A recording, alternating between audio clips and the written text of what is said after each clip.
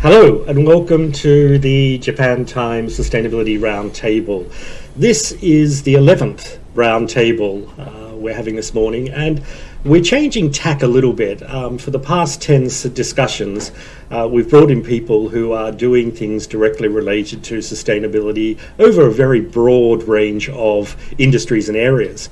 For the 11th of this session, I thought we'd take a look at the state of sustainability in Japan. What are companies thinking about sustainability? What are they doing about sustainability? And of course, how are consumers looking at sustainability? And hopefully that will be a very interesting background for the viewers here today.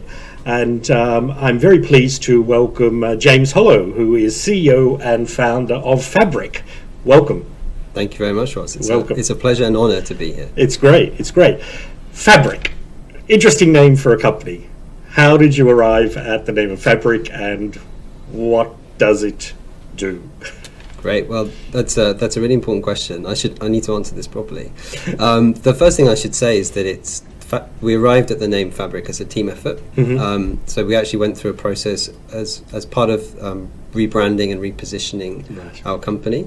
And so it's likely that Fabric means something slightly different to all of us. Oh, that's interesting, yeah. But the official sort of positioning of it is that we're trying to enable brands and businesses in the new social fabric.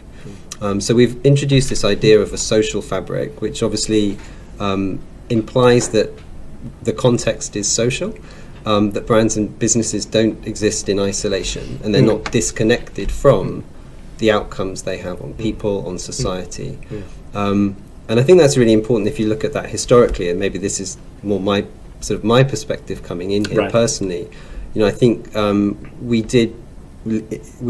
have, and I've worked in my career mostly in essentially what you could call the Milton Friedman era of free market capitalism. Obviously, Japan has its very unique take on that, but mostly working for international companies. And I think in that paradigm, the emphasis is not so much on how companies need to interconnect and be aware of the outcomes that they're connected to, even though they are. And so I think the new social fabric is emerging is one where we're embracing the reality that companies aren't disconnected from, they're not independent of the impact they have on people's lives, on society, on the environment.